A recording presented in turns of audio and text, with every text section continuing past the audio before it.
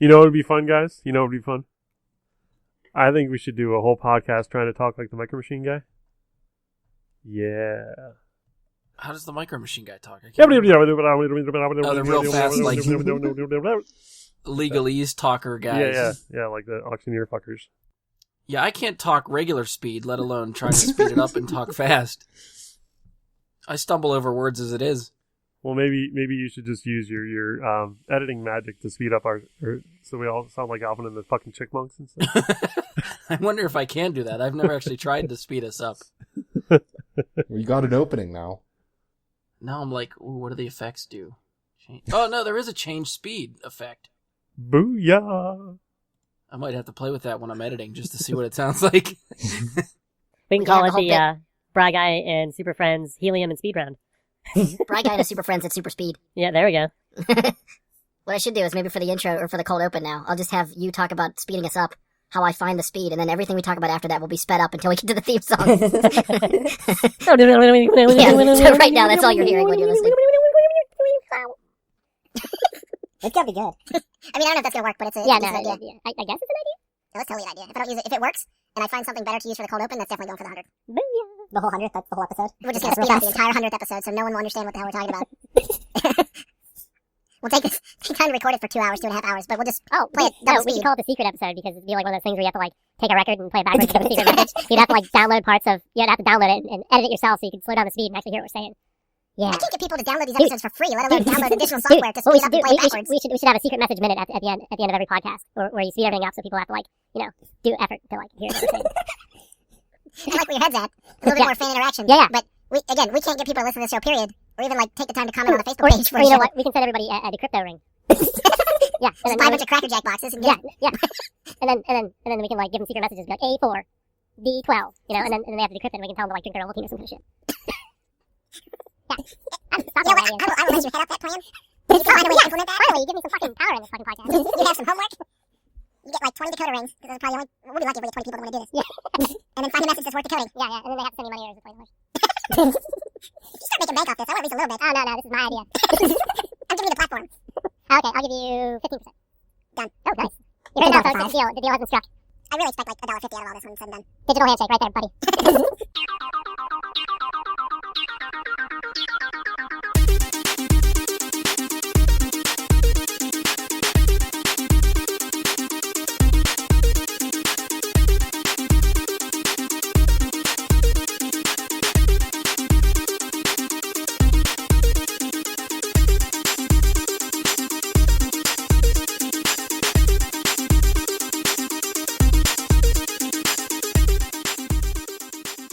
Hello and welcome to another episode of Bry Guy and a Super Friends.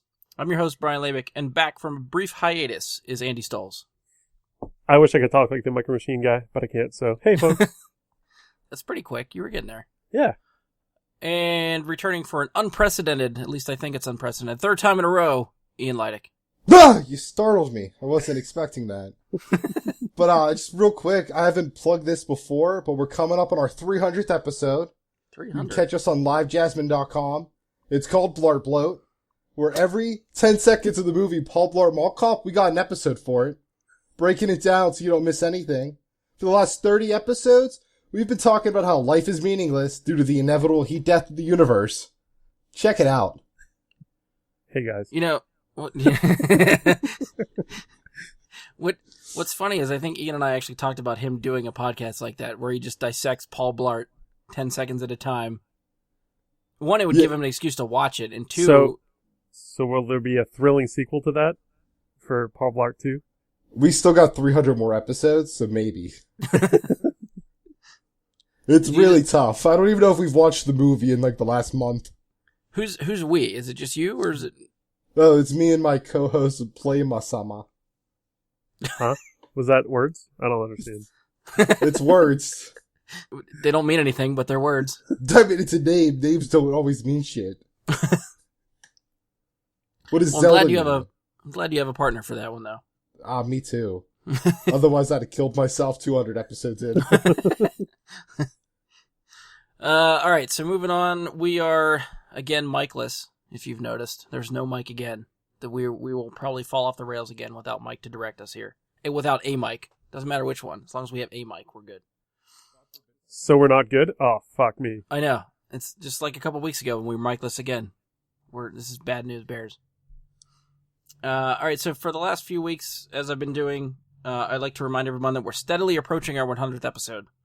So my idea for that is to hopefully get some fan interaction for that episode in the form of topic suggestions, questions you guys may have for us, stuff like that.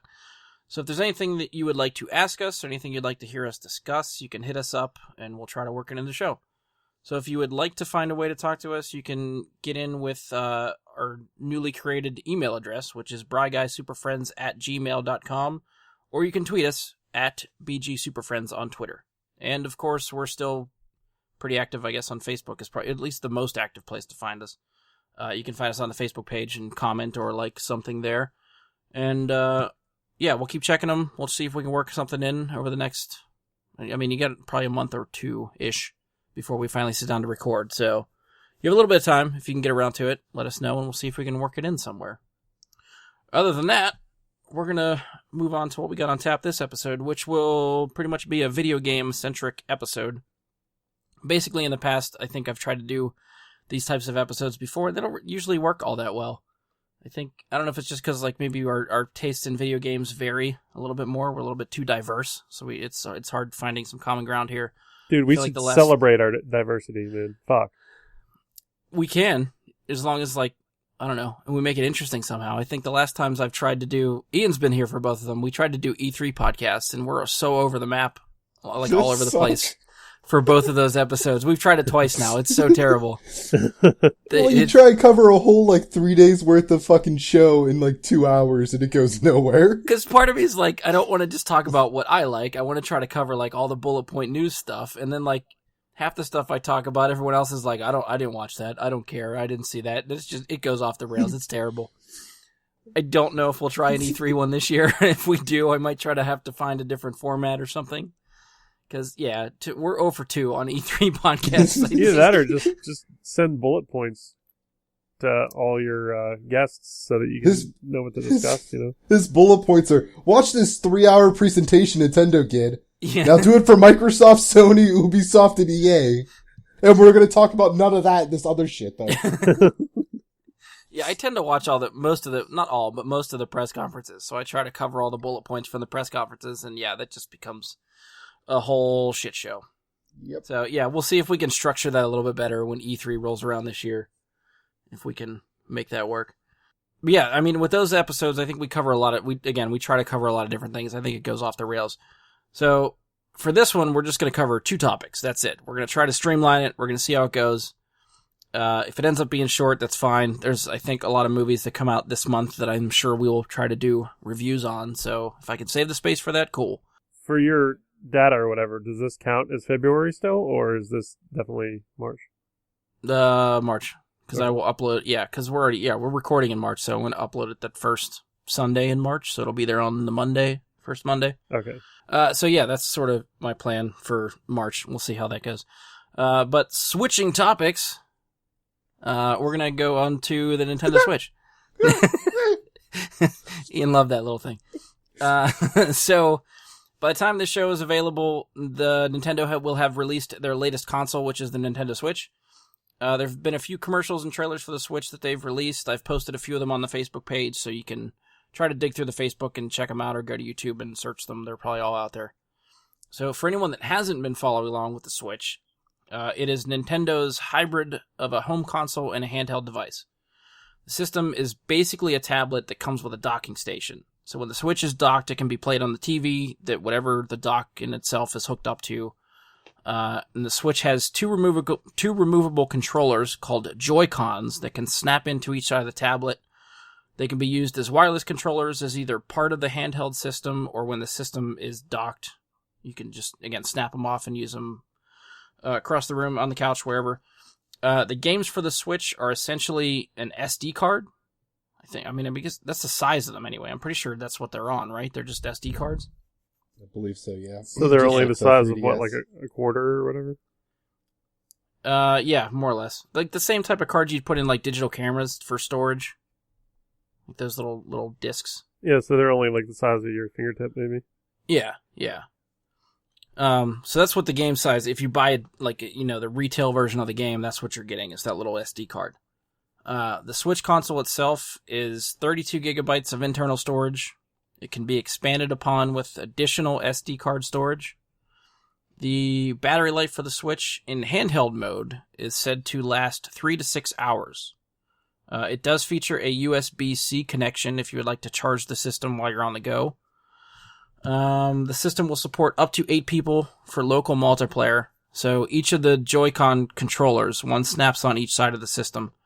So if you play multiplayer, depending on the game, I guess, you can snap both of those off and have 2 people play with those controllers, one side for one person. It works that well. So I guess if you have 8 of those Joy-Con controllers, you can play 8 people that way. You only need 4. You can play with half of one. Because the Joy-Con together is like one unit, you know what I mean? Right. And then they split off, so technically you only need 4 of them to so you'd have 8 halves. But so Right. each person would have to look on the same little tablet, though. Like you'd have to have 2 people looking on the same tablet. That or have it hooked up to the TV. Okay. Yeah. But yeah. If you want the 8-person local multiplayer like that, yeah. So if you had 8 people on, let's say, a train, trying to play this without access to a TV, you would have to have 2 people sitting next to each other playing on the same one, and then 2 other people. So you would have to have 4 screens, right? I think you can 4 do it tablets. that way. Yeah, but you can also have all 8 on one screen if you wanted. Holy Yeah. fuck, that'd be hard if you're just playing that little thing, right? Oh, yeah. Yeah. But if you're playing like Smash Brothers, it would already be really hard. That's true. Just a couple other bullet points, I guess, here. The system does have, or will have, an online multiplayer service, and it will be one you have to pay for. However, when it first comes out, the service will be free up until the fall of this year. I haven't seen a price point for this service, so I don't know how much it's going to be per month if you sign up They for haven't that. announced it yet. Okay. Everyone's speculating still. Yeah. I mean, just for comparison's sake, the PlayStation Network and Xbox Live are both $60 a month. Year. Oh, the year. Sorry. Good call. Yeah, holy hell. I was going to say, I don't remember paying that much. Yeah. So I don't know if it's going to be like a monthly subscription for the Switch or if it's going to be another yearly subscription like that. I imagine like they like to come in low than most other systems, so I wouldn't be surprised if it's like $40 or $50 a year. But again, I don't know how many people will jump into that. All right, so when the console comes out, it will be $299 for the console. That comes with the tablet, the 2 Joy-Con controllers, the left and right side, and the dock and the cords to hook it up to the television. It does not come with a game. What the snot? They gotta come out with a combo pack eventually, right? Maybe, but at launch there isn't one. But I mean, So- GameStop and other places are selling bundles with a game. Oh, are they? But Okay, I but didn't they're know that. more expensive, obviously, but it's happening. Is it any type of deal with it, or is it just like $300 for the console and then the $60 game, so you're paying $360? Plus the GameStop one's including a Pro controller, and it's, I believe, $430. $430. Okay. What's so what's a Pro controller for Nintendo Switch? It's like a more traditional looking Xbox-like controller. right? Okay. Like, I believe it was called the classic controller for the Wii. Like that kind of thing. Okay. So it's not going to be the controller that you use the Joy-Cons at all. It's just a straight up like Xbox controller that you can plug into or use wirelessly for the system. Okay. And it just spinning off of that, the accessories for that. So that Switch Pro controller that Ian was talking about is $70 on its own. If you want the left and right Joy-Con bundle, that's $80. If you want just a left or right side singly by itself, it's $50.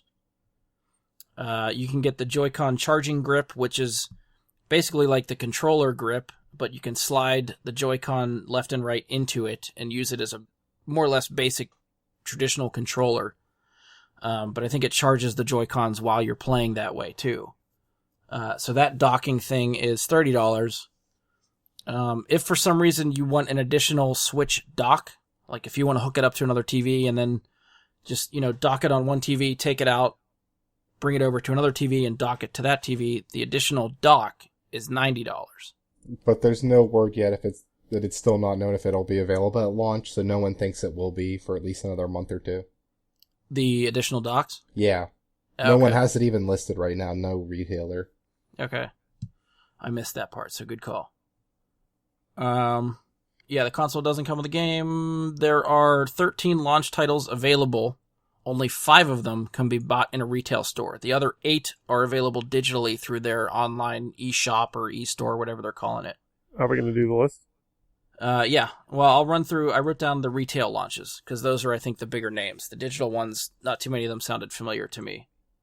But the retail launch titles, the ones you can buy in the store, are Legend of Zelda: Breath of the Wild, 1-2 Switch, which is, I guess, basically like their tech demo game that they want to, So find ways for you to use the Joy-Con controllers and all that stuff. That's basically like Wii Bowling and Wii Tennis and your Wii Sports game. Yeah. Just Dance 2017, Woo. Skylanders Imaginators, and Super Bomberman R. Ooh. So those are your I guess bigger, higher tier, more popular launch titles. I'm surprised they're not launching Smash Brothers and Mario Kart with the That launch. was going to be my question. Is there any notable Nintendo staples you guys don't hear in this launch lineup? Mario. Mario too, yeah. Yep. I believe the Wii was the first console Nintendo ever released without a Mario at launch. So now we have the second. Which I guess at the because time Super didn't Mario really, Brothers you know- did launch with the U, I think, yeah. even though it didn't launch with the Wii still sold buttloads even without a Mario game.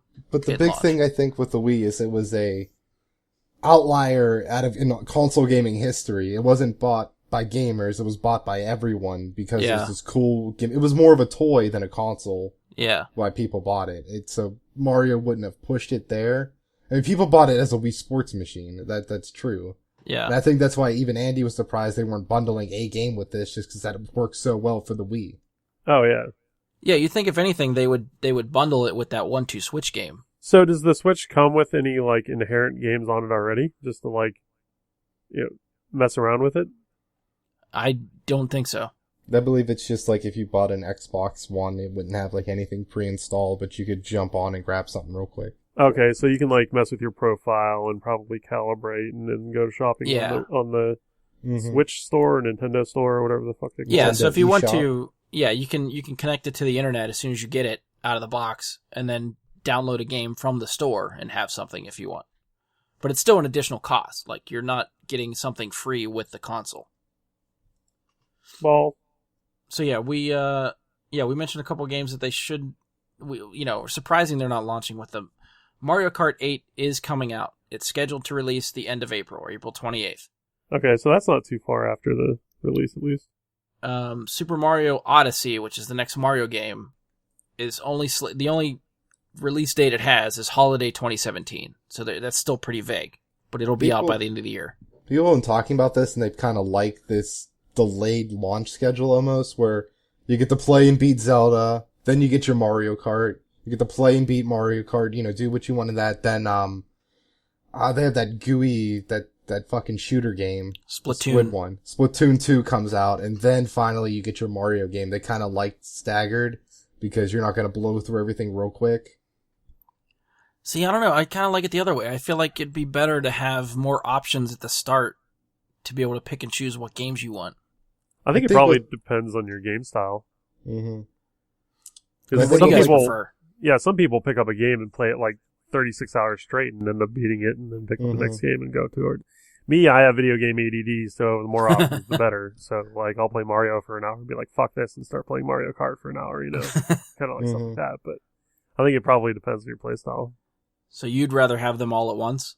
Yeah. Okay. So if I were to pick up a Nintendo Switch, I probably wouldn't pick it up until all the games that I would want for it are available. Which probably wouldn't be until the Switch would price drop, if it price drops. Well, I mean, by the Christmas time, you'll probably have all these games will be released. Like all the heavy hitters should be out, except Smash Brothers. I haven't seen anything for another Smash Brothers yet.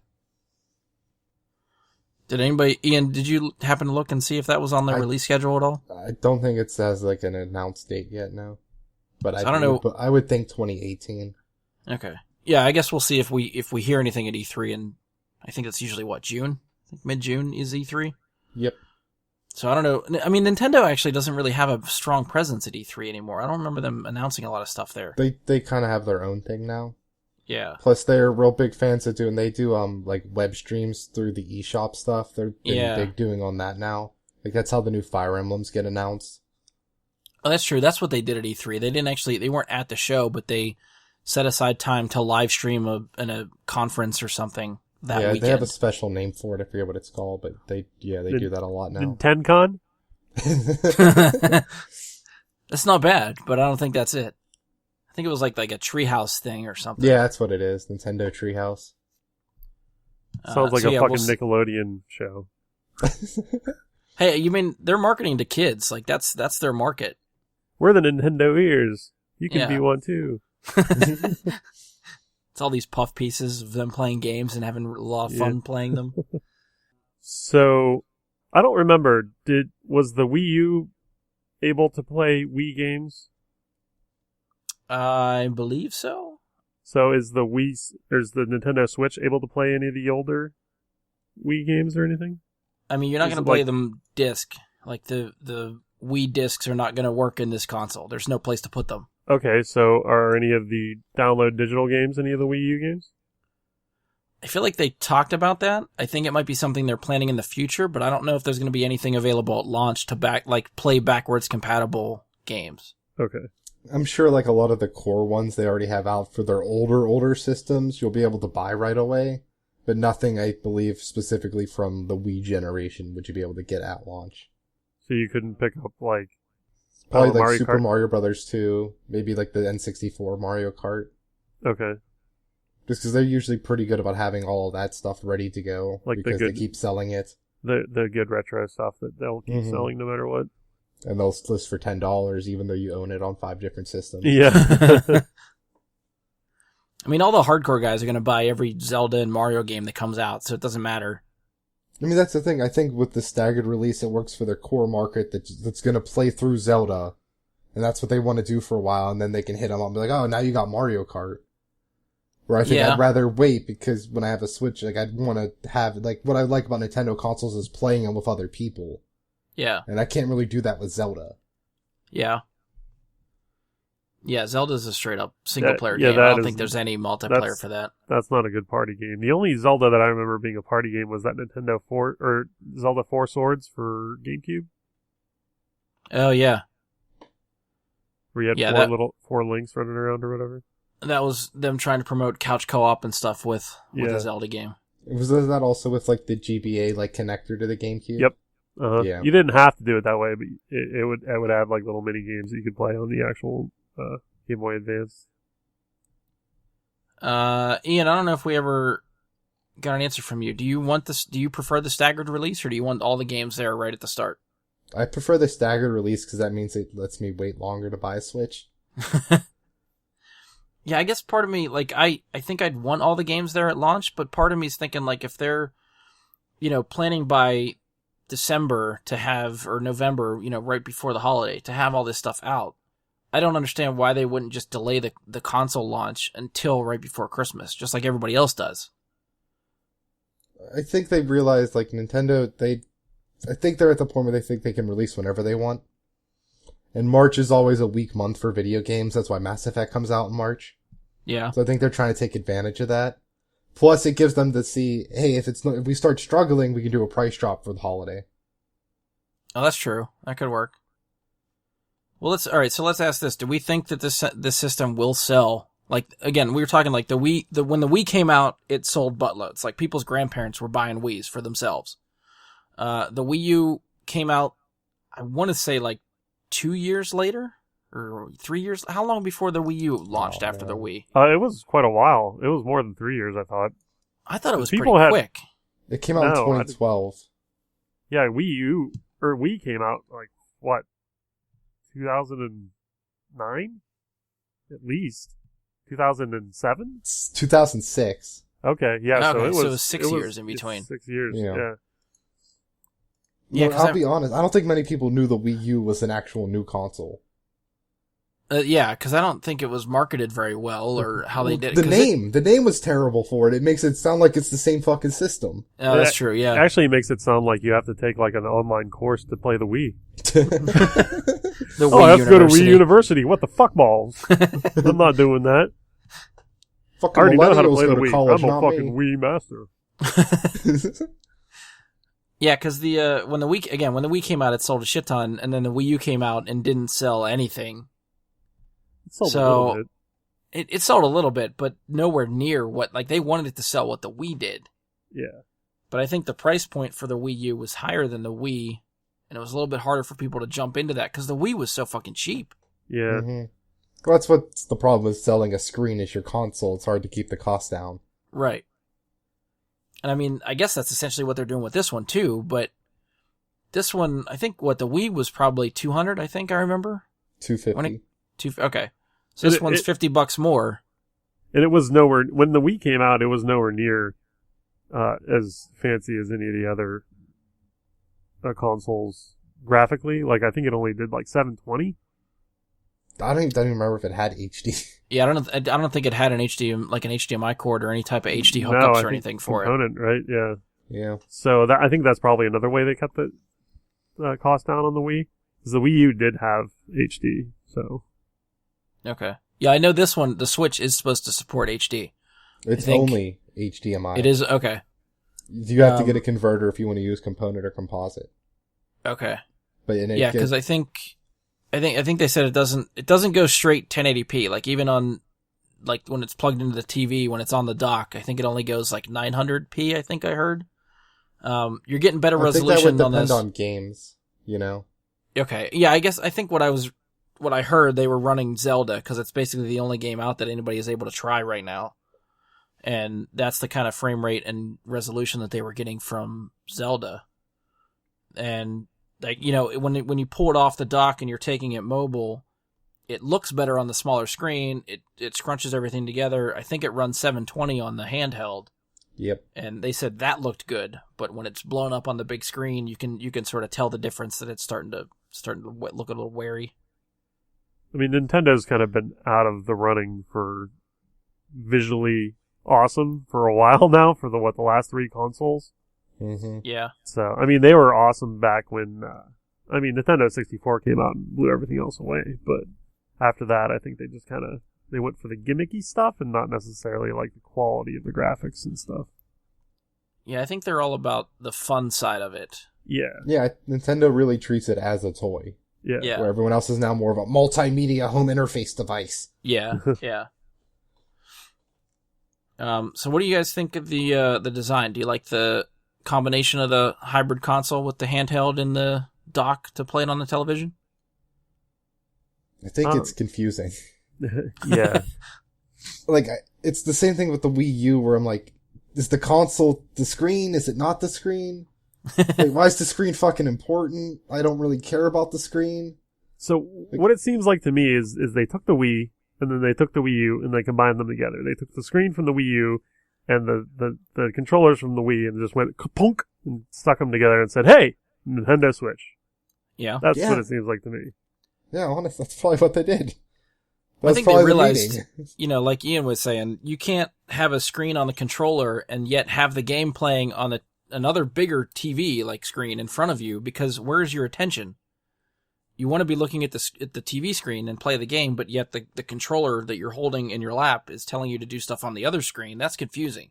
Right. So my brother has a Wii U and he plays a game called it's basically Legend of Zelda except with in like a Dynasty Warriors type gameplay. Can't remember Legend Hyrule Warriors? Yeah, that's what it's called.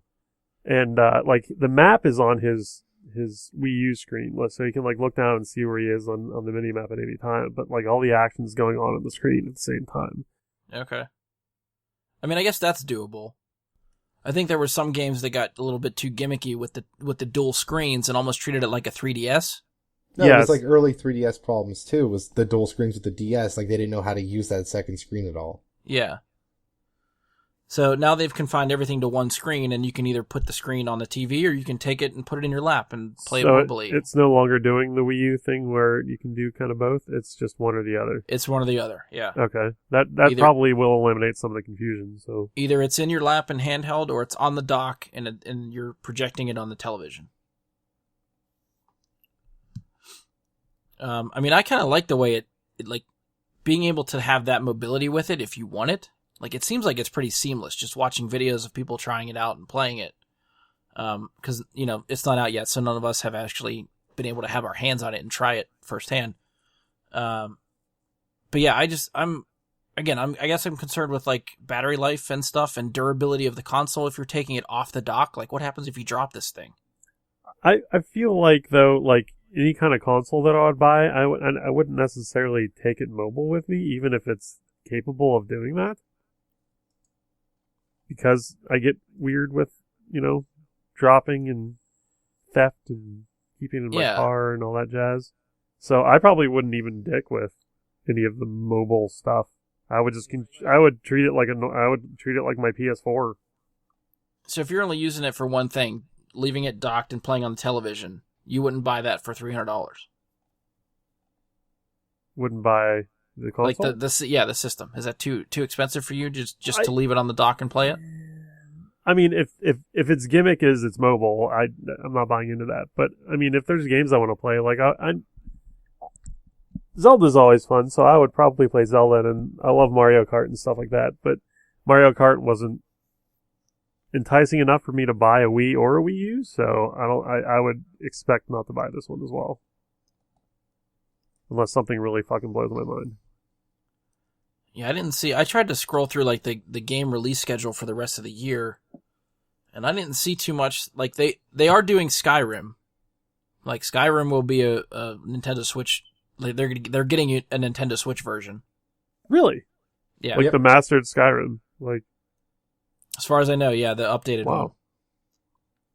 So that has a release date just of fall 2017. So by the end of the year, that should come out. So you wouldn't want to play Skyrim and take it mobile. That would actually be pretty cool. You could play Skyrim in the car. I mean, not when you're driving, but like if you're a passenger in a car. Or while you're driving. So I don't think we answered this. If you're mobile, do you have to have a Wi-Fi connection? Is it one of those things where you have to have internet connection to play? See, that's where I'm kind of fishy. I don't actually know how that works. So if you're in like let's say you're in the fucking middle of nowhere in some random fucking rat-infested hotel that has no Wi-Fi and there's no fucking internet connection anywhere, can you still play it? Or here's the thing, because you're not. Or is that game? I don't think it's not like you're streaming the game from the cloud. I think it's basically how consoles do it now. You put the game in the system, it downloads it to the system, and you have it there. So it would be like having a Game Boy and the cartridge. Yeah. But you know how... Well, actually, I don't even know, because, again, most systems, like the PS4 and the Xbox One, even if you buy a disc, you put the disc in the system, it downloads the disc to the hard drive.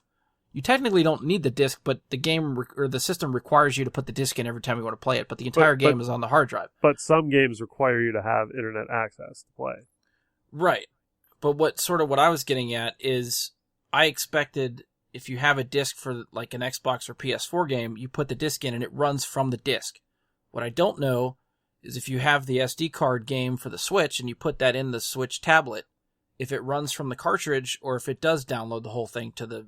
It runs from the cartridge because since it's not a disc, there's not slower loading times. It's pretty much instant, so there's no need to download it to the Switch itself. Okay, so I think, Andy, to your point, I think that's even less reason why it would need an internet connection to be mobile. Well, okay. What I'm saying is, some games always require like internet connection to play. Kind of like I don't know if you guys have played any of like the mobile games on your phone. Some require you to have like a Wi-Fi signal and whatnot. I'm wondering how many of these Nintendo Switch games will require mobile Wi-Fi. Considering it's Nintendo and they've been so slow to embrace online gameplay in general, I can't imagine any Nintendo Switch game requiring you to be connected to the internet. Unless maybe Splatoon, just because that's a multiplayer game, but I bet that even lets you do local still just fine. Yeah, I mean, if you watch some of the trailers or the commercials or trailers for the Switch, it seems like a lot of the multiplayer they're promoting is still local co-op or multiplayer. Like it's two Switch tablets up on their kickstands back to back with 4 people around them using the Joy-Con controllers. You're not seeing people sitting on their couch playing their Switch with someone else at their house on their couch playing the Switch. It's all promoting like in the same room area.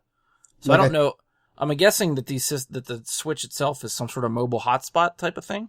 Well, I So bet I it's could- like how the 3DS is, where you can, without using the internet, you can wirelessly connect to other 3DSs for games and stuff. You don't As long actually as- have to be on the internet As long as you're within a certain distance from them? area. Yeah. Okay. And I guess that's the smartest way for them to do it, just for the type of multiplayer that they're trying to promote. Plus, considering a lot of kids primarily play these systems, and, you know, the creeps that are out there playing online games now, they probably don't want little kids accessing internet gaming for all the fucking random people you can run into on there. And Little the kids are the shit-talking. worst fuckers on online games. They are, It's not, we're not protecting them. We're keeping Yeah. them away from the rest of us. maybe that's the thing. They're segregating that demographic from the actual hardcore gamers that are out there playing online. So I don't know. Do you think that type of multiplayer would work? Just the local co-op type stuff? You think that's a good way to handle that? I think a lot of people have been bemoaning how it's kind of dying with our modern games. It's all wireless. I mean, it's all through the internet now. Yeah. You can't even do like split screen like with a lot of games nowadays that used to always have it. So I think it would be a big thing for them to get back to it, especially since you can wirelessly connect even like the Switches themselves, up to 8 of them together. So if you have some buddies with Switches, you can just bring over your thing and you can even charge it on your buddy's dock, which I think is real cool too to think about. Yeah. Yeah, you'd think they'd probably be interchangeable that way. You just plug it in if you need to charge it or want to play it on the television all of a sudden, that would work. The other thing I was thinking of too is, since that the Switch can go mobile, and basically take the place of a Game Boy, the Nintendo has a stranglehold on the handheld market of Game Boys. I mean, smartphones and smartphone gaming sort of encroached on it a little bit, but the 3DSs still sell boatloads. Are they going to encroach on their own market now that they've made a console, like a home console system that is mobile? Are they going to see less 3DS sales because people are going to buy the Switch and not want to buy a 3DS? This is my biggest fear with it, is I don't want to get rid of my 3DS, but they already announced a new Fire Emblem for the Switch, so I'm going to have to get one next year. But I'm worried because do you still need a 3DS market when you have a mobile gaming platform like the Switch? Because the new 3DS price points aren't that far away from $300. Really? Oh, is that how much they're still going for? Well, the new ones are more like 2 something, I think. Like the But- new one. But See, I didn't still, even realize that's they were still that expensive. pretty expensive still. So I wouldn't be surprised if it has some issues. Yeah, because you figure that has to dip a little bit. Like, people that maybe are choosing between a 3DS or the Nintendo Switch, they're probably going to feel like they get more of their money's worth out of the Switch because you can play it on the television as well. Mm-hmm. Can't you hook up a 3DS to the TV? I don't know, to tell you the truth. Do you know that, Ian? I don't think so. But I bet there is a way, but it's like super complicated and most people would never do it. Because I recall, do you guys remember the Sega Nomad? No. I've like heard the name and that's Yeah, it. the Sega Nomad was basically a Sega Genesis that was mobile. Like, it was like this big thing where you could pop in a Sega cartridge and play on your thing. But if you had a component cord, you could take the component cord and put it in the TV and you could play it on the TV. Oh. I thought. See- And that was back in like the Sega Genesis days, so. And then GameCube had a thing you could hook to the bottom of your console to play Game Boy Color and GBA games. I remember that, yeah. So I I'm think just it's new, surprised that they don't have some sort of cord that you could just pop in to the TV through your 3DS and play the 3DS on the cord. I guess I'm just surprised that that's not something that you could do. It's probably the dual screen thing, plus the 3D. Combination Yeah, I of the guess two. you'd sort of lose the 3D effect if you tried to plug that into a TV. Because you would still have to look at the bottom screen for touching stuff with it, probably, if you hooked it up to a TV. Yeah, then you're probably back to the Wii U problem. Yeah. So I don't know, what do you guys think of the design of the Joy-Con controllers? Do you like what they're looking like? I like that they, like, snap off and stuff. I think that's cool, like, that they're 2 separate controllers in one. Yeah. Is to give you that ability, because there's getting a lot of Nintendo games are pretty simple. You won't need more than 4 buttons and a joystick. Yeah, it essentially boils down to the old NES controllers. Mm-hmm. A directional pad and 4 buttons. Well, no, I guess SNES, because Yeah. regular Nintendo had 2 buttons. Yeah. And then, they got the Street Fighter game coming out, so it could be fun with that too. To make it easier to get people into that. You'll have 2 controllers right off the bat, kind of. Yeah. So do each of the controllers have the same functionality? Yes. Okay. Yeah, they even have motion control too. Like it's just like a tiny Wiimote almost. Okay. Because some of those games on the that 1-2 Switch game is just, it's like, the Wii Sports and maybe Mario Party or something like that. It's a bunch of just little mini games, just to show you, I guess, how versatile the controllers and the system is and what you can do with it. Okay. So a lot of those mini games use the Joy-Cons for the motion control. I'm just afraid that those things, on their own, not snapped together or not on the sides of the tablet screen, are going to feel really small. They look really tiny in people's hands. And I don't know if I'm just used to, modern controllers now. I have an Xbox One, so I'm primarily playing on that type of controller, and that is what I'm used to. So cutting that in half and taking away half the buttons, I feel like is going to feel really, really weird to me. No weirder than switching to Sega or Nintendo if you go for some retro gaming. That's what I mean. I haven't played any of that stuff in such a long time. Oh, they're great. You should.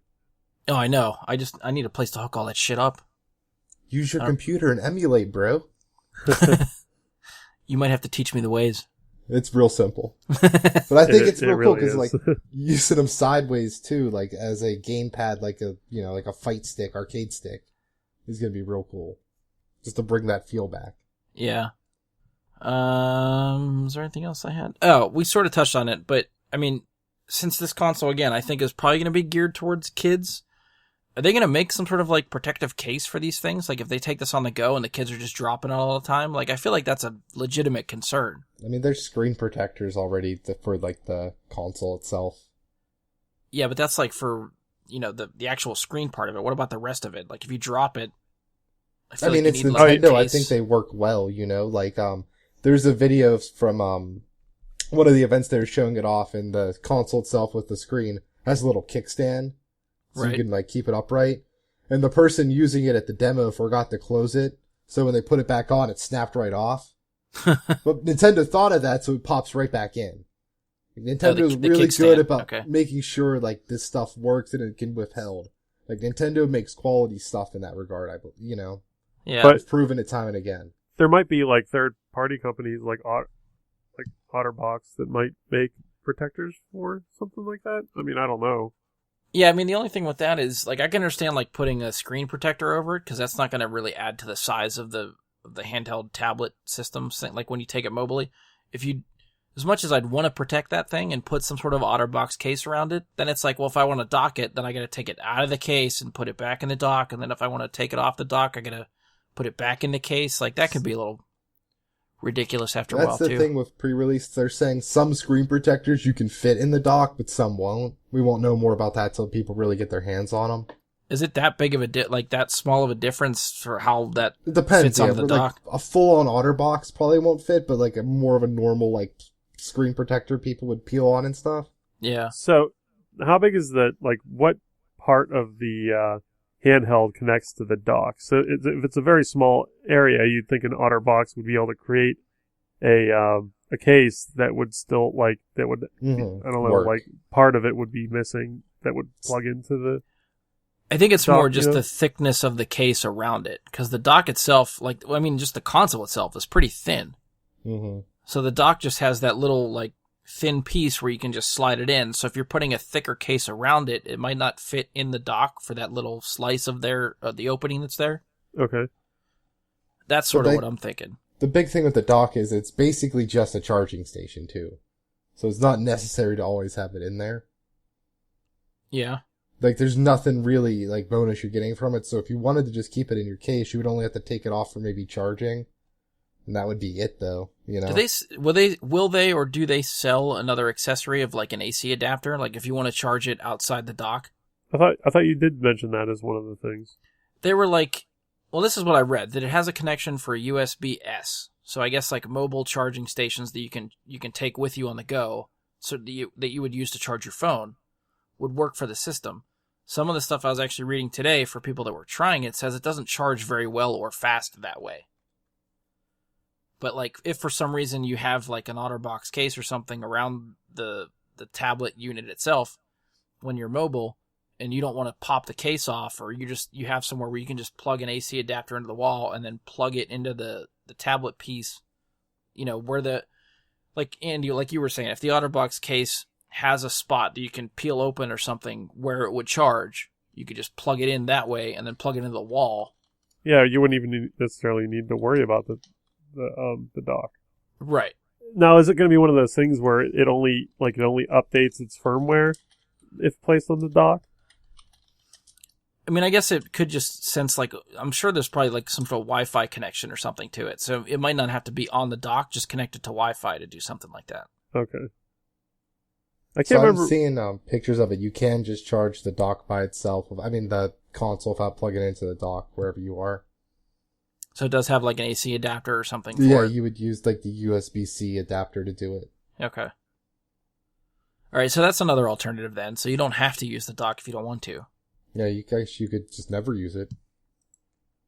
Just throw it in the trash. Where it belongs. Sell it back to GameStop. buy your Nintendo Switch, open it up, and sell it back to GameStop immediately. It's unused. We'll still give you 3 cents. 3 cents. I mean, you might want to try and sell it now on eBay. Get like $200 for that dude who just needs 2.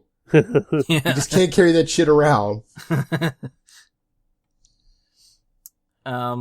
So I don't know. What do you guys think? Just sort of like final thoughts on the system. Would you buy one, or are you thinking of buying one? I was not going to buy a Wii U when it first came out. And then my brother got it, and I played a few of the games at his house, and I thought the games were really actually pretty fantastic. And I was flirting with buying one, and then I decided to buy a PS4, and then that just kind of went away. I'm going to venture to guess, no, I won't buy one. But I would like to try one eventually. I don't know if I could just go to GameStop and try one or whatever. They usually have those consoles set up for you, so... Yeah, I would think they'd have, like, once this is releasing this weekend, there's got to be displays of it places. Yeah. To try it. Ian, what do you think? Yeah, they're releasing a new Fire Emblem for it. I gotta get it. Did you say that's this year, or is that next year? Next year. Well, there is a Fire Emblem game this fall, but it's not like a main series game. It's more of I think it's supposed to be more like Hyrule Warriors, because it's called Fire Emblem Warriors. Oh, yeah, so it's probably a Tecmo Kawaii collaboration. Yeah, but there is a Fire Emblem proper coming out next year.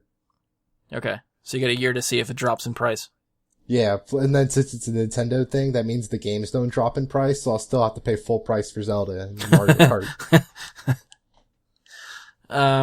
Yeah, I'm debating. I feel like it's something I'd probably have to try. I kind of like the hybrid design. I think that's unique enough that it sets it apart from any other console that's out there, just like the Wii did when it came out.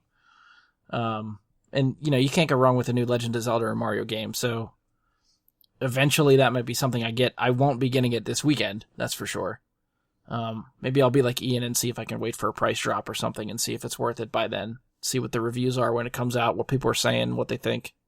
So I think it's like one of those cool things, like for the 100, someone could bring theirs there and we get 3 hours of it before they die, without even plugging it in. We'll just record ourselves playing that. When you can't actually see what we're playing, we're just talking about what we're playing the entire time. It's speeded up to 50 times normal speed. Yeah, that would be interesting. Wow, look how fast Mario's going.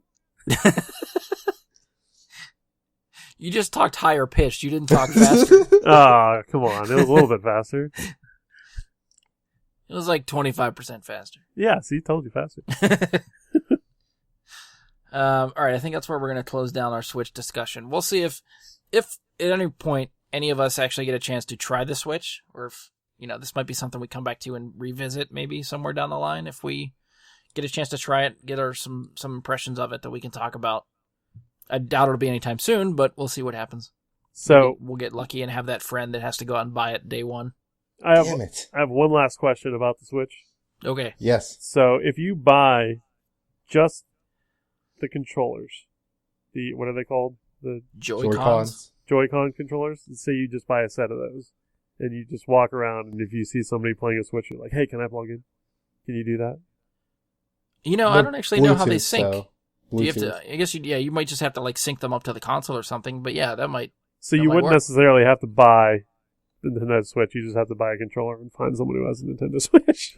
Yeah, so there you go, $80, and you could be ready and equipped to play a Switch with somebody. Yeah. They'll be all over the streets. Yeah. I can't wait to hear stories of Andy just trolling on people. You know what? It's going to be a thing where if you're walking down the street and you see somebody with what are they called again?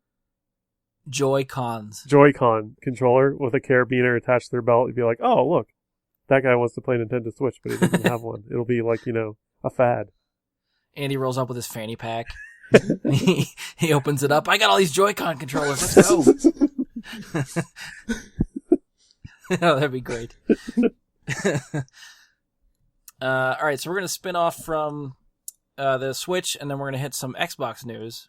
So Microsoft announced that they will begin an additional subscription service for the Xbox that will debut in the spring, and it's called Xbox Games Pass. Now, the service will be an additional $10 a month. It's said to feature over 100 Xbox One titles and backwards compatible Xbox 360 games. The games offered through the service will cycle in and out each month. Any games that are available that month can be downloaded directly to the console, so there's no cloud-based streaming service or anything like that, so you shouldn't have any latency that way. So you download it to your console, you play it as normal, everything should work hunky-dory. If you decide that you like one of these games that you've downloaded that are offered that month, and you would like to buy it, you'll be offered a discounted price for the game, and all accompanying DLC is supposed to be on sale as well. I didn't see a discount rate, so I don't know how much of a discount you're getting. I bet it depends on the game. Okay. Yeah, I assumed maybe like 10 or 20% or something. I can't see them doing more than that, but you're right. Which maybe is ridiculous. It should be a lot more. Yeah, I mean, it depends what games they're offering. I don't know if they're... I mean, they're not going to be new games. Like we were talking about, the NBA game is going to be like 2 years old by the time this launches. Yeah, because I think they show a picture for NBA 2K16. Yeah, that's old as shit. Yeah, they didn't announce too many games. There is a picture that goes along with this showing you like not screenshots, but like the game art for specific games that are going to be offered, I guess, in this first month. Some of the games that you can tell from the picture are Halo 5 Guardians, Saints Row 4 Re-Elected, Mad Max, NBA 2K16, Lego Batman, although I couldn't tell from the picture which Lego Batman. I don't think it's the first one. I think it's one of the later ones in the series. I just don't know which one.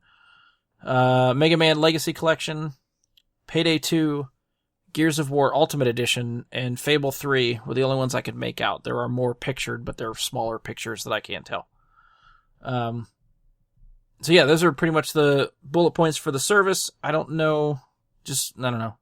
Gonna see what you guys think. Was that something you guys would want to try? Something you'd pay for? No. Fuck no. Fuck no. Yeah, fuck no. I would not. It doesn't seem any different to me than the gold membership free games service.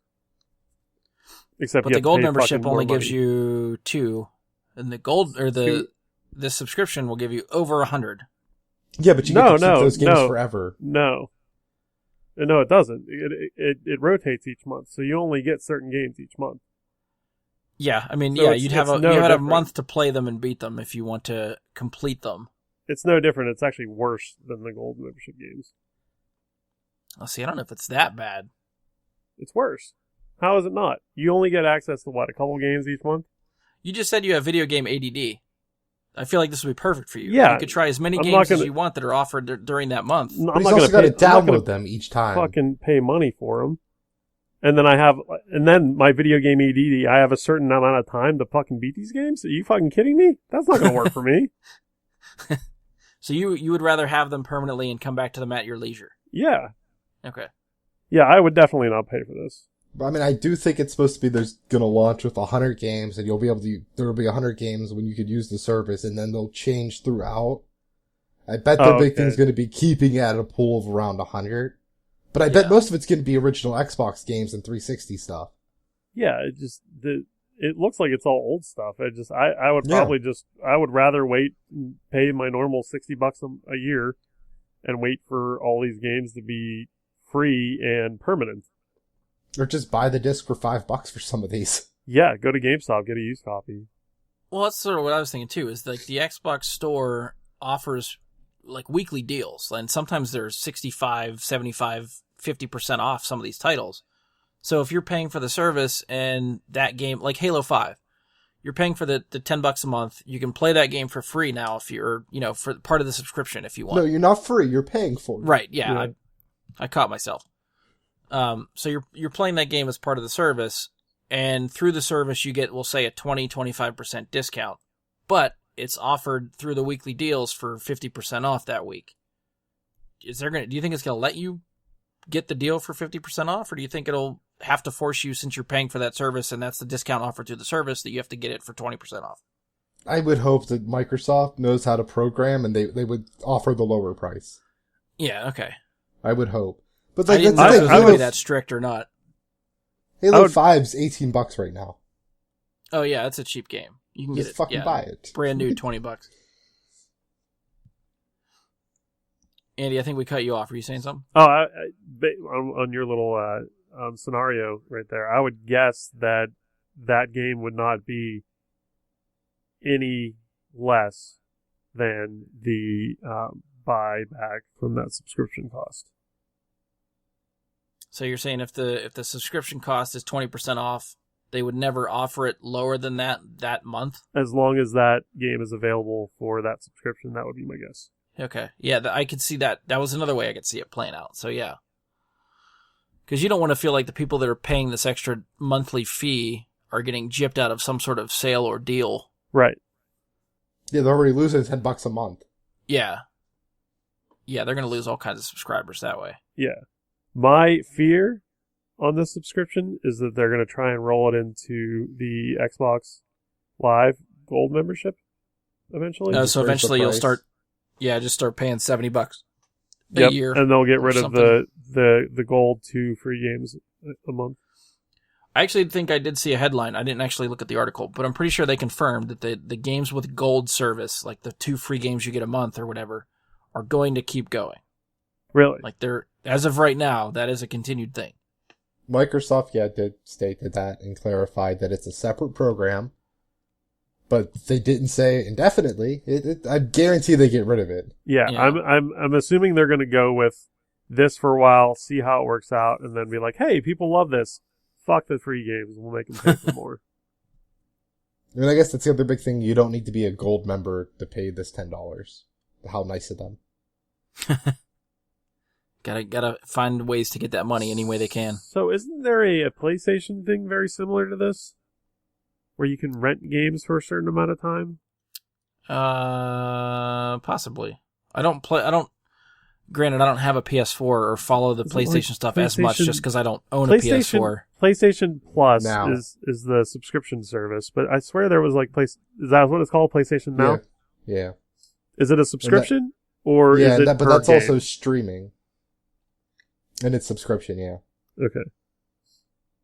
So that's streaming the games that you're paying for and not downloading the games you're playing for. Correct. Okay. It's very similar though. So that's probably why Microsoft in their press release made it a point to say, we're downloading games and you're not streaming games, just to make another dig at Sony because of the way their service is set up. Yeah, but if you download it on this new service, you don't get to keep it if it leaves the service, right? If you download the game while you're paying the $10 a month and then you cancel your subscription, the game will probably not be available for you to play, even though it's downloaded on your console. It'll say you need to purchase it or something. Yeah, and they'll link you right to the store page. Yeah. So what if this rolling 100 games, let's say you get Halo 5 Guardians in the release, and let's say 2 months later, that game is no longer available. Yeah. Do you lose your ability to play that game and you have to buy it back for the reduced cost? Probably. Yeah, if it's removed from the service, you wouldn't be able to play so it not anymore. on board with this. I'm actually pissed off they're doing it. I mean, it's basically what Netflix does. It's just they're doing it with video games and not movies. And yet no one's bitching about the rotating schedule and how Netflix works. But I can like finish a movie in one sitting. I'm not going to finish Halo 5 Guardians in one sitting. Well, that's a fair point. Yeah. Plus, games have more replayability than most shows and games or shows and movies. Yeah, but it's. I mean, I'd more or less compare it to like multiplayer is playing it multiplayer. That like anything can happen in like Overwatch or Battlefield or any of that jazz. So I think the big thing with Netflix is it's people that were going to pirate stuff anyways are now like, oh, I can kind of pay for it. It's not the same here. There's not the same. You're saying games are getting pirated? Because they are. But not as so much on consoles. You got to have a modded console to do that. True. Yeah. I bet way less people have a modded console than a PC. Yeah, that's probably a fair point. And like I said, they're mostly offering older stuff. They're not going to make any, like, Netflix makes original series. I don't think we're getting Xbox Game Pass original games. yeah, that's a good point. Well, maybe it took a while for Burger King Netflix games. to do that. Maybe eventually, games. if enough people catch on to the subscription service and they start making bank from it, they'll start making games specifically for the service. See, I think something that might help is since there's some first-party games mentioned in Xbox, Microsoft's doing the whole thing with first-party games also being on PC. Maybe letting PC players get involved in it, that could help them too. Just to open up a new market of people that would do it. I mean, I think Windows 10 was mentioned in the announcement, but I don't know if that's part of the service. It was mentioned. Okay. So that might include, the service could include the PC. Yeah, the Windows, anybody playing on Windows 10 too.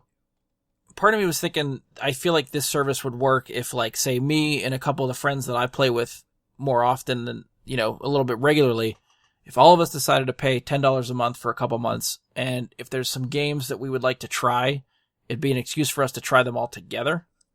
Because a lot of times, you know, between me and my friends, one of us will buy a game that you'd like to play co-op or multiplayer with other people, but then you got to convince everyone else to get it. If you're all paying a flat $10 rate a month, and all these games are available, between you and your group, you could try 2 or 3 different games together, see what you like, and then maybe decide to purchase one as a group together that you'd want to play again or keep. Okay, that would work if all these games were mostly new, and none of these games were new. Well, I mean, even for me, like, I have such a back catalog of stuff that I'm still playing stuff that's 2 years old.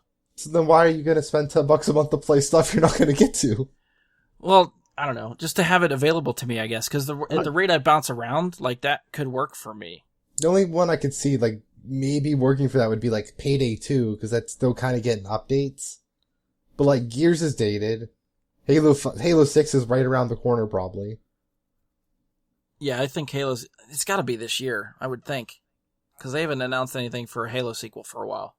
This subscription service would probably be better if it offered newer games. Because I feel that like could be something they get to eventually. Again, if they get enough people to subscribe and try this out, and they're actually making money from it, it could allow them to get into release day games from other developers, third-party developers, maybe even... Okay, never. It would never be released day. But they should have sacrificed maybe some of their own newer first-party stuff just to make the service popular at the beginning. And that's what I think's weird. You would want the beginning to have the most enticing stuff, and then you pull that shit away. No, people forget to cancel. Well, here's the other thing too: is they just announced that that the service is coming. They haven't released a full games list. They said it's coming in the spring. It'll probably hit right before E3. So I would not be surprised if you start seeing some headlining games announced at E3 as part of the service. See, what I think's gonna be done is now I can see it at E3, and they're like, they've been doing things more and more like Sony and Microsoft with demos launching during E3. But now you can only get the demo through Games Pass. Yeah, I mean, it is essentially a way for you to demo games. Because they pretty much did away with demos, right? That used to be a thing on 360. You could download a title, try it out like the first level or something, or a specific time limit, and then it would just stop working and you wouldn't be able to play anymore, and then you decide if you want to keep it. I sold my PS4 before enough games came out, so I don't know if they can do that. there's still demos on PS4. They're very selective. There's on the store, you just go to game demos and download whichever game demos you want to try. Okay. See, I couldn't remember I don't think they do.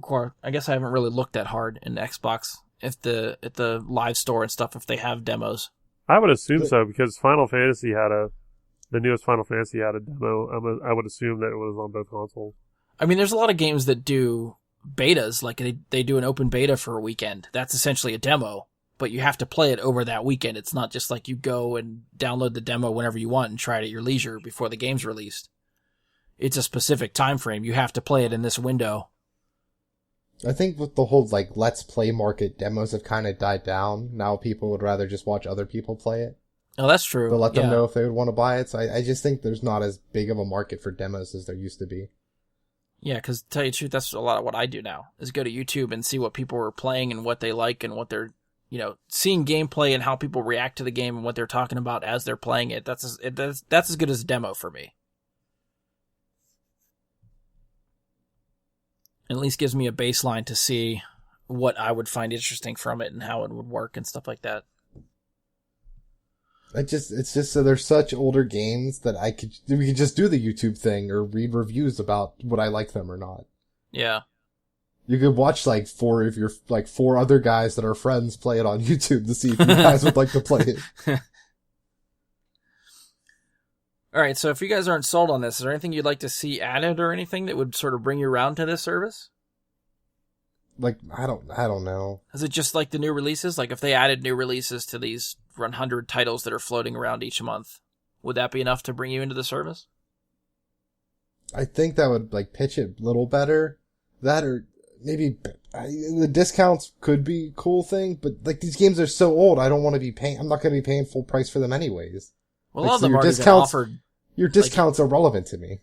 Again, even if you That's a bought them fuck new, like Halo 5, if you bought that new, it's $20. Yeah, but how much So- is it on the Microsoft store?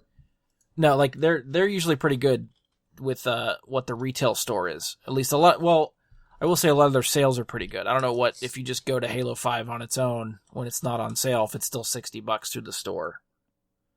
But they do. I've bought 40. a lot of games digitally. It's $40 right now. Okay. So yeah, I mean, their great discount would bring it down to what I can get it for on Amazon. It's like, fuck that. Fuck you, Microsoft. I mean, like I said, I have bought a lot of games, especially digitally now, through the Xbox store, just based on their weekly sales, because their weekly sales are actually pretty solid. I think I can find a lot of games cheaper there than I can retail disc at the store or even Amazon. And anymore, like, again, because the disc makes you load that stuff onto the console anyway, I like it better just having the digital version and not having to get up and put a disc in the system anymore. I've gotten that lazy with this stuff. Because I feel like if the game is played off the disc and saved hard drive space that way, I'd probably go for disc versions a lot more. But if What's putting that, in the Blu-ray? disc, yeah. I mean, if Blu-ray. hey, I still like Blu-ray. It's just real slow. It still works. No, but I mean, that's why the PS4, like the PS3 even started having you load games originally because it was so slow to counteract that. And now that Xbox One also is a Blu-ray player, that's why they have you loaded on there because the read speed's not fast enough. Well, I mean, they had you, or I guess they gave you the option to install on 360 and stuff like that. You didn't Yeah, have but to you do didn't that. need to. With PS3, you kind of had to for some games. Just because they're so dense. Mm-hmm. PC Master Yeah. Race, that's where it's at. You're part of the elite. I know, me and my 3DS too. Get all the waifus. Back to the waifu. And I think that might be a good place to wind it down. I think waifu conversation is a good place to tie it off.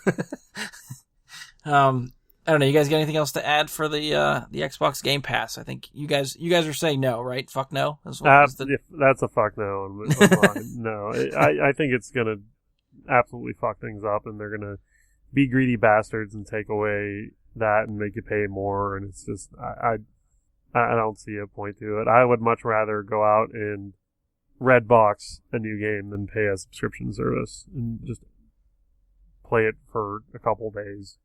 If that's the case, it only costs you $1. I think it's the other thing. Microsoft hasn't earned the trust for me to subscribe to the service. Well, you guys are both PS4 guys. Well, I guess Ian's more PC, but Andy's got the PS4. I think I'm the only Xbox guy in the show right now. Yeah, but I mean, I had a 360. Well, Loved okay. it. If you're gonna throw that at me, PlayStation Now has been available for how long, and I won't pay for that subscription service either. Is it the same price, Ian? Is PlayStation Now $10 too? a month? I don't know. It's 13 euros a month, but you know. Yeah, I don't know what the... Convert that shit. Yeah. That's what the website I'm on. I don't know what the English price is. I don't know why they think I'm in the UK. Your internet's pinging off somewhere. I didn't think it was that bad. Shit. No, I found out that there was a subscription service for the PS Store, and I was pretty much like, fuck that as well. So Okay. I seem to recall, though, you 20. actually being able to play newer games on the subscription service for PlayStation Now. But I could be wrong. Yeah, see, I can't remember their service. I remember hearing about PlayStation Now, but I don't know the details. It's $20 a month. So maybe that's the difference. Maybe it's $20 a month and you get new releases. Over 450 games, and you can also play them on PC and Vita. All right, so it's a little bit more flexible with their service then. Mm-hmm. Okay. All Well, right. they also yeah. go back to like the PlayStation games and stuff too, so it's a lot. So you're out of your 450, 300 might be PS4 games. Or, No, I mean, yeah, the other way around. 150 that are Yeah. like PS4 Maybe like games. 100, yeah. yeah. But they do have a 7-day free trial, so that's nice.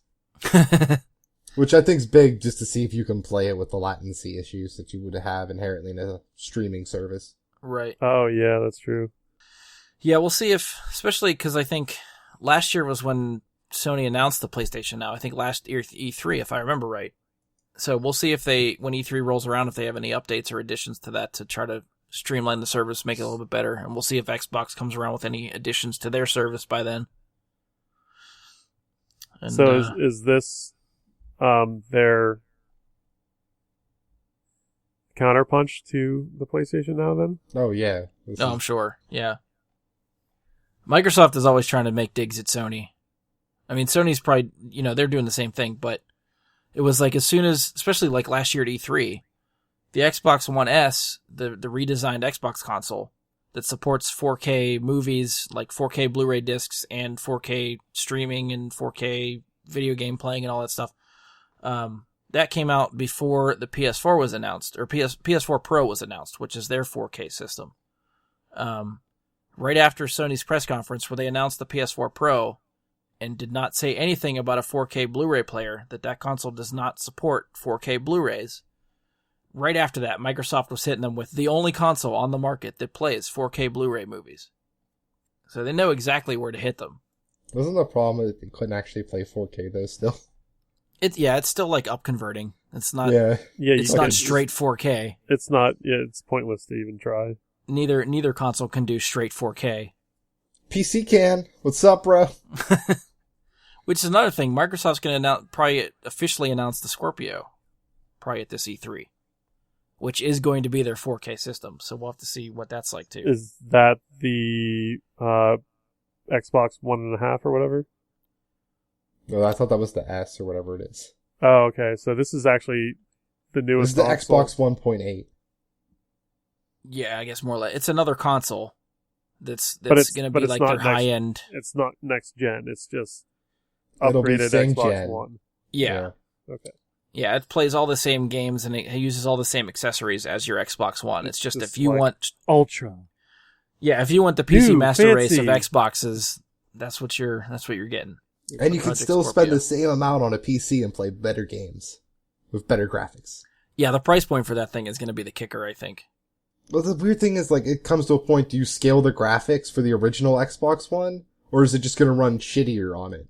Like chugging along, lagging. That was because I feel like if you're making a console that's meant to be beefier, you have to make the games beefier. So it's almost Yeah. like you have to buy two different versions of the game if you want to play Yeah, it I know, 4K. it's super weird. But they claim all that stuff's going to work the same. So Yeah, I I'm don't sure. know. Yeah, I'm sure it will. Good Maybe for we'll them. find out. my We'll guess find out in is- June. My guess is if you have the Scorpio and, like, let's say one of the original launch titles of Xbox One, you put that game into it, and I'm assuming Scorpio would have to download something that would fix the way it runs. Like, I bet would it's the same architecture and stuff. It's just gonna have better components so you can push it more, like the graphics and stuff. So it'd be more like a PC thing where all the games will run. You won't have to download like Microsoft Netcode pack or something. but it's just the scalability of the graphics should change. And that becomes the issue if the newer games will scale down to the original Xbox One, it would or be just kind of run like shittier. Yeah, it would be kind of like playing, I don't know, StarCraft 2 on a shitty laptop as opposed to an Alienware desktop. You know, Or even playing you're on like you're an both gonna be iPhone able to play 3 the and game, stuff. but obviously the Alienware desktop is gonna be much more smooth and Mm-hmm. awesome Right. than playing it on your laptop. I'm assuming that's how it's gonna go, but who knows?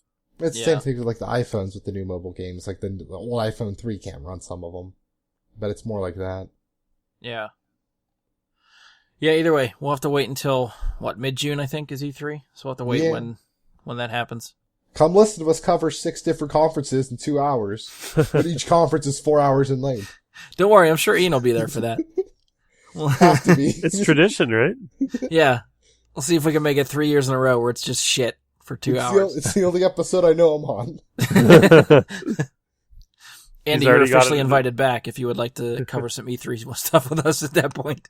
I don't know. It sounds like fun, guys. I think the first year we did it, we had Jeff. I think Jeff was on with us, and I think he did pretty well. And then last year was Romano, and we'd bring stuff up to Romano, and he'd be like, "I didn't watch that. I don't know about that. I don't know what." I think that was everything we brought up. Yeah. So that didn't work nearly at all. Was that the Spider-Man one too, where we got him real pissed at you about Yeah. selling his PS4? Yeah, that was that one. That was great. It was literally like the week before I know. Sony announced a Spider-Man exclusive game for their console, and he just traded in his PS4 for an Xbox One. That was the best part of that episode. And of course, Ian's over there egging him on every chance he gets. Oh, I'm sure. It was Not a Ian. shit show. I don't know Son what of you're a talking bitch. about. Not that dude. Hey, guys. Yeah. See, even Andy's got your catchphrase going. Bye, guys. The one that he retired last week or the week Oh, you before. retired it. Oh, shit. Yeah, well, Brian had to go and fucking say it. Oh yeah, it's fine when Andy says it, but as soon as I say it, it's done. It's over. You literally were introducing me and said, "Hey guys, what was I supposed to do? Not retire it? Just go through with it like it was an original idea?" All right, we're going off the rails. I think this is where we end. Yeah. So if you've enjoyed the show, please stop by iTunes, leave us a 5-star rating and review. Be sure to share, subscribe, favorite the show, so you can come back to us, listen to us all the time because you love listening to us. I'm Please just saying that for you. Yeah. send us comments and questions so we can do this episode 100 thing. Yeah, that would be fantastic because so far we got nothing. So otherwise, we're gonna wing it and go on our own without it. Yeah, I mean, we all have Twitter accounts. Mine's at thedruid79. At Silver AGN. Hit me up, brah. I am at Jedi Bry Guy, or you can tweet at the show at BG Super Friends, both of which will work for me. I think we're the only 3 followers of that account. Probably. I think you're Yeah, you guys- probably right. You guys were like the first ones I was like favorite or follow my Twitter account. Yeah, and then you can find us on Facebook as always. Search Bry Guy Super Friends on Facebook or go to www.facebook.com/BryGuySuperFriends. Comment, questions, please. Yeah, we could use them. As you can tell. Yeah, as we're begging for them. Oh yeah, sorry about that. Hey, well, if It it made works, us it sound- works. It made it sound a little desperate. That's because we are. It's not. You're not lying. Desperation home. Yeah. The last place you can try us if you want to send us anything, you can email us at bryguysuperfriends@gmail.com. All of those avenues will work for us. You'll be able to get in touch with us there. You could even And add comments and questions to iTunes reviews of our podcast. I would bet. oh yeah, that would work too. Yeah, As When long you as leave they're us that 5 stars. Yeah, when you leave us that 5-star rating. ask us a question, mother. Sounds like you're asking your mom for a Yeah, I question. know. Motherfucker, is that better? That's sure, yeah. Yeah. Call our listeners motherfuckers. I'm sure they'll leave lots of comments after that.